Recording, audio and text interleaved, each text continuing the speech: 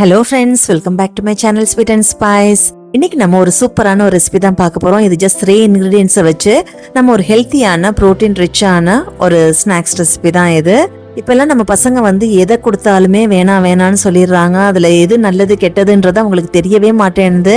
நம்ம எவ்வளவுதான் சொன்னாலும் புரிஞ்சுக்கவும் மாட்டேன்றாங்க. அதனால நம்ம மம்மிஸ் எல்லாம் என்ன பண்றது, ஏதாவது ஒரு வித்தியாசமா செஞ்சு கொடுத்தா நம்ம பிள்ளைங்களை சாப்பிட வைக்கணும் அப்படின்றதுக்காக டிஃப்ரெண்டா நம்ம யோசிச்சு ஏதாவது ஒன்று செய்வோம். அந்த மாதிரி தான் நானும் இதை செஞ்சிருக்கிறேன். வாங்க நான் இன்னைக்கு என்ன செஞ்சேன் அப்படின்றத பார்ப்போம். இதுக்கு நான் 1/2 கிலோ நிலக்கடலை எடுத்துக்கிட்டேன், வேர்க்கடலை, பச்சை வேர்க்கடலை தான். 1/4 கிலோ சர்க்கரை எடுத்துருக்கிறேன், 150 கிராமில் வெள்ளை எள்ளு எடுத்துருக்கிறேன். இப்போ நம்ம இதை ஃபர்ஸ்ட் வறுத்து எடுக்கணும். அதுக்கு நம்ம அடுப்பை பற்ற வச்சு ஒரு பேன் ஒன்று வச்சுக்குவோம். அதில் நம்ம எடுத்து வச்ச வெள்ளை எள்ளை நம்ம வறுத்து எடுத்துக்குவோம். எள்ளு வறுக்கிறதுக்கு நமக்கு ரொம்ப நேரம் ஆகாது, ஒரு 3 மினிட்ஸ் அந்த மாதிரி நமக்கு டக்குன்னு வறுப்பட்டுரும். கொஞ்சம் மீடியம் ஃப்ளேமில் வச்சு நீங்கள் வறுத்து எடுத்துக்கோங்க. எள்ளு வறுபடும் போதே நல்ல ஒரு வாசம் ஒன்று வரும். அதே மாதிரி பொரிஞ்ச உடனே நமக்கு அந்த வெடிக்கும். இப்படி வெடிக்கும் போது நம்ம அடுப்பை ஆஃப் பண்ணிட்டு நம்ம அதை அப்படியே ஒரு தட்டில் மாற்றி அதை ஆற வச்சுருவோம். இப்போ அதே பேனை நம்ம வச்சு நம்ம எடுத்து வச்ச வேர்க்கடலையை அதில் போட்டு அப்படியே வறுத்து எடுத்துக்குவோம். இதுக்கு கலர் மாறணும் அப்படின்றது கிடையாது. ஆனால் இது எப்படின்னா நம்ம தோலை உரிக்கணும். அந்த இப்போ நம்ம பச்சையாக இருந்துச்சுன்னா நமக்கு தோல் உரிப்படாது இல்லையா, அதனால நம்ம ஒருக்கா ட்ரை ரோஸ்ட் பண்ணிட்டு அதுக்கப்புறமேட்டு நம்ம தோலை உரிச்சு எடுத்துக்குவோம்.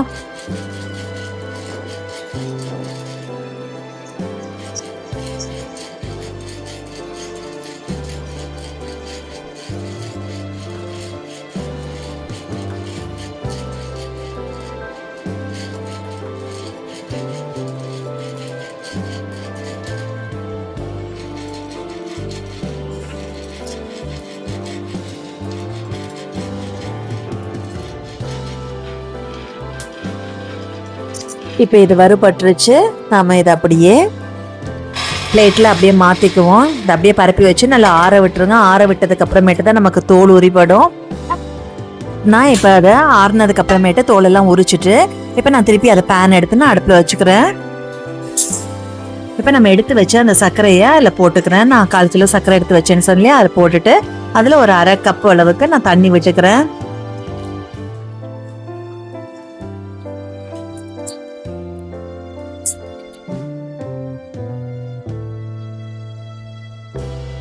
இப்போ இது ஃபுல்லாக கரையட்டும். கரைஞ்சி சுகர் சிரப் கொதிக்கட்டும். இதோட நான் ஒரு 1/4 ஸ்பூன் போல் நான் உப்பு போட்டுக்கிறேன். நம்ம எந்த ஒரு ஸ்வீட் செஞ்சாலும் நான் கொஞ்சம் உப்பு போடுவேன், அப்போ தான் டேஸ்ட் நல்லா இருக்கும்.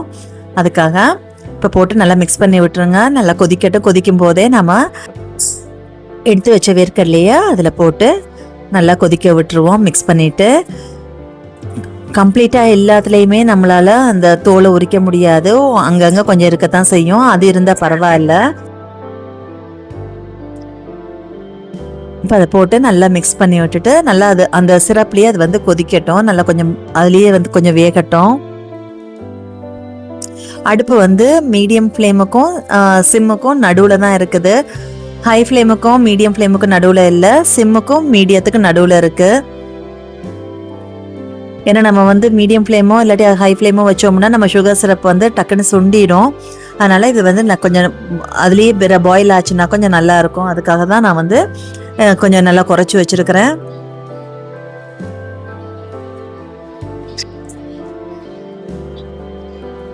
இப்போ நடுவில் அந்த மாதிரி கிண்டி விடுங்க. இது இந்த சுகர் சிரப்போடைய கலர் பார்த்தீங்களா மாறிட்டு வருது.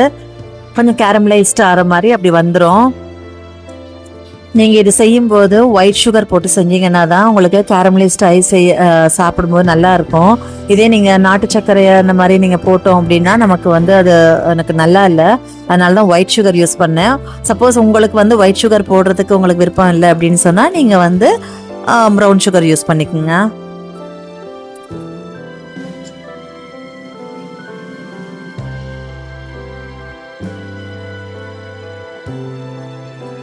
நடுவில் இப்படி கொஞ்சம் மிக்ஸ் பண்ணிக்கிட்டே இருங்க. அப்போதான் நமக்கு எல்லா இடத்துலையும் இந்த சிரப் படும். இதை வந்து நம்ம பிள்ளைங்க வந்து கொஞ்சம் கொஞ்சம் டெய்லி சாப்பிட்டா கூட அவங்களுக்கு நல்ல ஒரு ஹெல்த் பெனிஃபிட்ஸ் எவ்வளவோ இருக்குது. இதில் ப்ரோட்டீன், அயன், கால்சியம் அப்படின்னு எல்லா சத்துமே இதில் இருக்குது. போன்ஸுக்கெல்லாம் அவ்வளோ ஸ்ட்ரென்த் கொடுக்கும் நம்ம போடுற அந்த எள்ளு. எப்படி நம்ம மிக்ஸ் பண்ணிக்கிட்டே இருந்தால் நமக்கு வந்து அந்த சுகர் சிரப் வந்து கலர் மாதிரி கேரமலைஸ்ட் ஆகுது.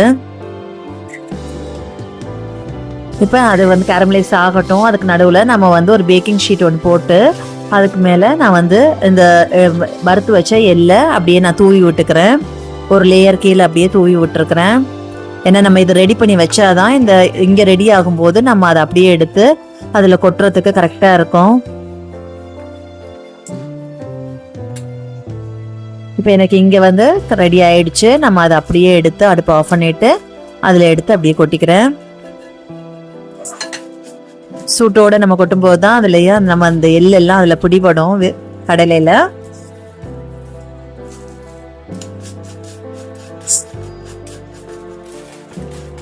இப்போ நம்ம பேலன்ஸ் இருக்கிற மிச்சம் எல்லாம் அதுக்கு மேலே அப்படியே தூவி விட்டுருவோம்.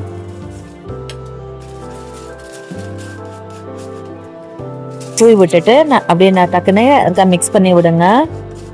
அப்போ தான் அது பிடிபடும். நான் எல்லாத்தையும் அப்படியே எடுத்து கொட்டி விட்டுறேன்.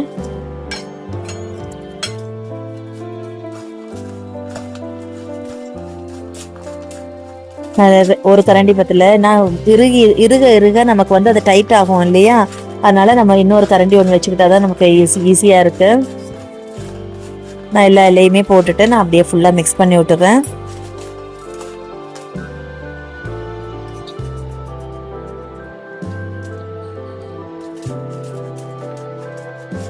எள்ளு போட்டதுக்கு அப்புறமேட்டு இந்த மாதிரி நீங்கள் நல்லா எல்லா பக்கமும் இந்த எள்ளு படுற மாதிரி நல்லா மிக்ஸ் பண்ணி விட்டுறணும்.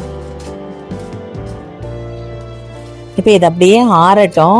ஆறுனதுக்கு அப்புறமேட்டு தான் நம்ம அதை ஒன்றா நம்ம எடுக்க முடியும். நல்லா ஆற விட்டுருங்க. ஒரு 1/2 hour அப்படியே விட்டுருங்க. டிஸ்டர்ப் பண்ணாதீங்க, விட்டுருங்க.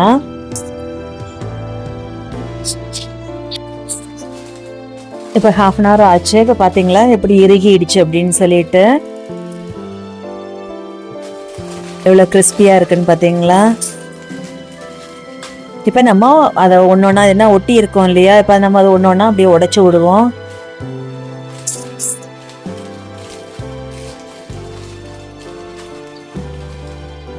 அதை அப்படியே பொறுமையாக மெதுவாக உடைச்சி விடுங்க. இப்போ நான் என்ன முடிஞ்ச அளவுக்கு நம்ம உடைச்சி விட்டுட்டோம். பார்த்தீங்களா சூப்பராக வந்துடுச்சு. நம்மளுடைய ஈவினிங் ஸ்நாக்ஸாக இருந்தாலும் சரி, நமக்கு எப்போ நமக்கு தோணுதோ அந்த டைம்ல எல்லாம் நம்ம பிள்ளைங்களும் சரி நம்மளும் சரி எடுத்து சாப்பிட்டோம்னா அவ்வளோ நல்லது. இதில் கால்சியம் சத்து நிறைய இருக்கிறனால லேடிஸும் கண்டிப்பாக அதை சாப்பிட்லாம். கண்டிப்பாக உங்களுக்கு எல்லாம் இது ரொம்ப பிடிக்கும் அப்படின்னு நினைக்கிறேன். ஏன்னா நம்ம வந்து ஒரு டிஃப்ரெண்ட்டாக நமக்கு இதை வந்து சுகரை வந்து கேரமலைஸ் பண்ணி அதுக்கப்புறமேட்டு பீனட்லாம் போட்டு நம்ம செய்கிறனால அதில் எக்ஸ்ட்ராவாக நம்ம செசாம் சீடும் போடுறனால எள்ளும் போடுறனால டேஸ்ட் வந்து உங்களுக்கு டபுளாக தான் கொடுக்கும். நம்ம பசங்களும் இதை கண்டிப்பாக சாப்பிடுவாங்க. நமக்கு வேண்டியது நம்ம பிள்ளைங்க சாப்பிடணும். அது எப்படி கொடுத்தா என்ன, ரொம்ப டேஸ்ட்டாக இருக்கும். நீங்கள் கொடுங்க, மறக்காமல் செய்யுங்க, எல்லோரும் என்ஜாய் பண்ணுங்க. உங்களுக்கு இந்த வீடியோ பிடிச்சிருந்துச்சுன்னா எனக்கு ஒரு லைக் பட்டனை ப்ரெஸ் பண்ணிவிட்டு உங்கள் ஃப்ரெண்ட்ஸ் அண்ட் ஃபேமிலிஸோடு ஷேர் பண்ணிக்கோங்க. அண்ட் மறக்காமல் என்னுடைய அடுத்த வீடியோஸ் எல்லாம் பார்க்குறதுக்கு என்னை சப்ஸ்கிரைப் பண்ணி அப்படியே பெல் பட்டனே அமுத்திக்குங்க. தேங்க்ஸ் ஃபார் வாட்சிங் ஸ்வீட் அண்ட் ஸ்பைஸ்.